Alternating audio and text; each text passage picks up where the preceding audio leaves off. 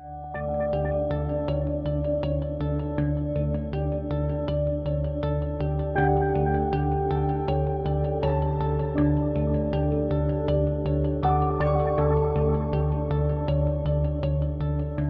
began publishing books on alchemy back in 1978. My main series of books is called Magnum Opus and currently amounts to 40 volumes. These are all hand-bound by myself in small, limited editions. This series of books are for the most part editions of key alchemy texts from the 15th to 18th centuries, which I have had translated from Latin, German, French or Italian. Many of these books contain series of illustrations which I have hand-coloured. The Crowning of Nature, for example, has 67 coloured images of symbolic processes taking place in flasks. Another important book is the Atalanta Fugiens, with its series of 50 emblematic engravings.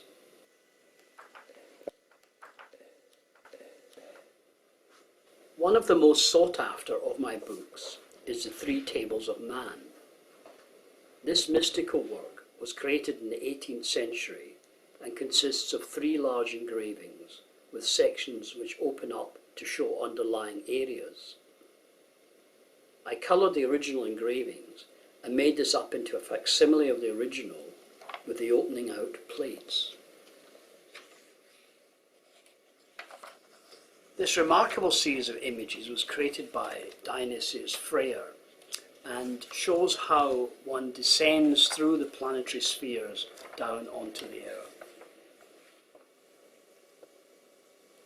Over the last 20 years or so, I have been trying to get people to take an interest in the amazing emblematic imagery of alchemy.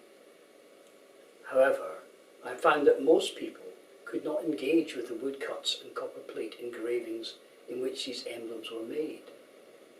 Thus I began to colour these emblems to make them more accessible to people. Many emblems, particularly engravings, are very complex in themselves, weaving together scores of individual symbols. About 5 years ago, I began producing large format prints of these images. One of the most spectacular emblems I have worked on is the Ripley Scroll.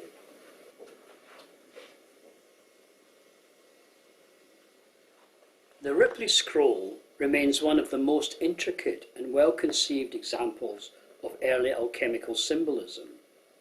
Many of the key symbolic elements in alchemy are found depicted here.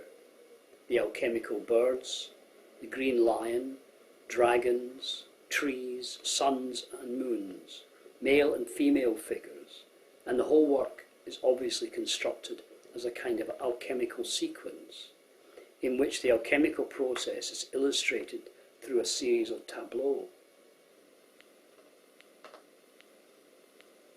Back in the 1970s and 80s, I had created a number of alchemical paintings, but I began to seriously use the medium of oil painting about 10 years ago. My intention was to create facsimiles of key alchemical emblems and representations of alchemists.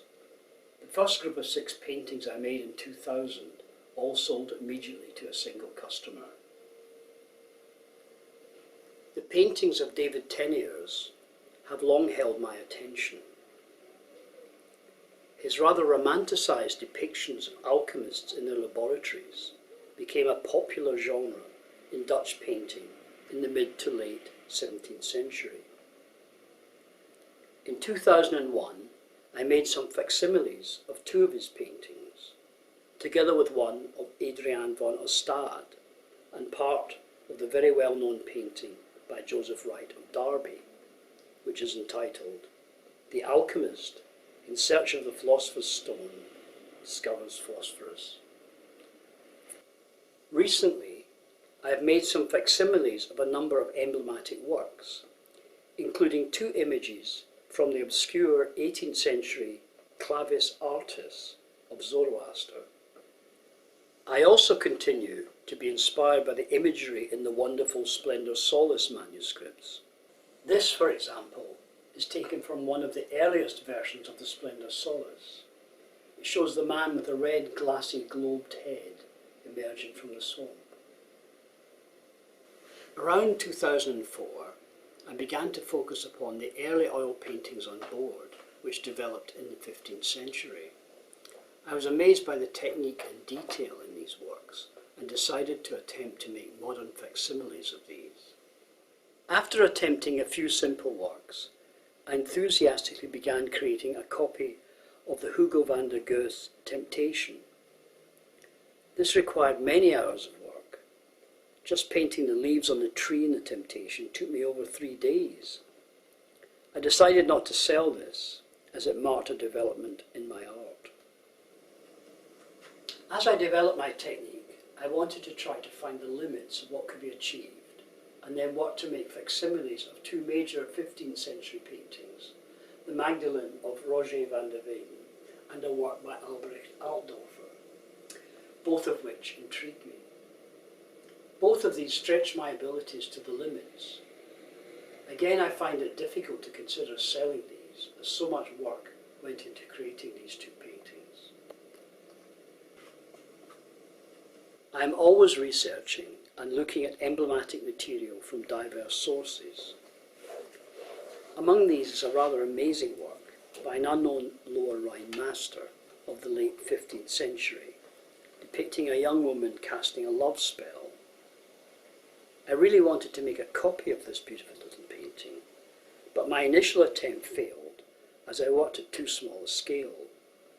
But when I painted this in a slightly enlarged format, I was able to complete it successfully. I find myself also very drawn to the emblematic Masonic tracing boards. Though not a Mason, I find the imagery of these boards very engaging. Over the next few years, I hope to make facsimile paintings of many of these enigmatic works. In 2009, I became especially interested in the paintings of the Temptation of St. Anthony. I was greatly intrigued by a mid-16th century painting ascribed to Peter Huyss and a wonderful 17th century satirical version by Jos van Kruisbeek. This theme emerged in Western art as early as the 14th century and continues to this day. Contemporary artists, even major ones such as Max Ernst and Salvador Dali, and Peter Hoosen here in Scotland, still explore this art genre. The theme was invigorated in the early 16th century by Hieronymus Bosch, and a number of his followers created their own version of the Temptation. Over the next few years, I plan to work further on this project and eventually have an exhibition on this theme.